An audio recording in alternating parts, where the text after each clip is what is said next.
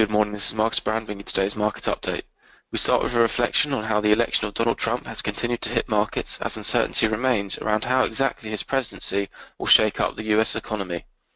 Global bond markets experienced a mass sell-off yesterday as investors begin to weigh the implications of the president-elect's unorthodox set of proposals. The yield on 30-year US Treasury bonds rose above 3% for the first time since January. Bonds across the Atlantic remained significantly down.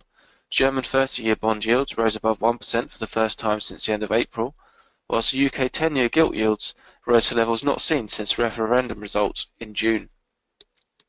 Bond yields move inversely to prices, and their rise continues the trend witnessed since Trump's surprise victory, wiping some $1 trillion from the global bond market.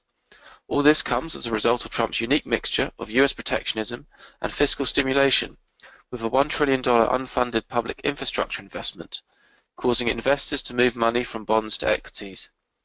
Much uncertainty still remains in regards to the specifics of Trump's policy, and in particular his stance on international trade.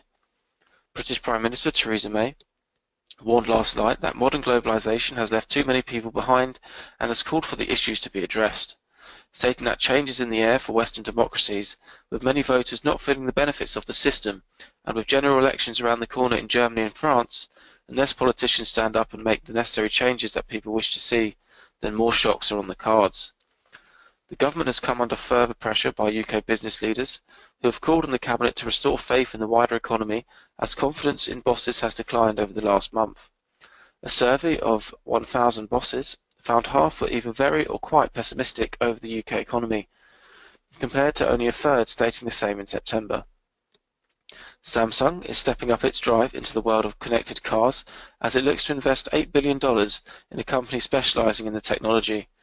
The deal will see Samsung purchase the US firm Harman International Industries with an offer of $112 per share, signaling a 28% premium on the firm's Friday closing price on the New York Stock Exchange.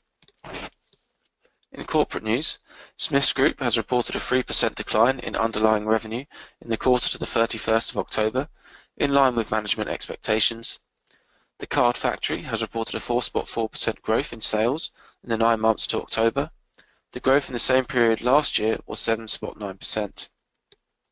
TalkTalk's revenue fell 1.1% to £902 million in the 6 months to the 30th of September. easyJet's pre-tax profits fell 28% to £495 million in the year leading to the 30th of September, despite the airline reporting record passenger numbers.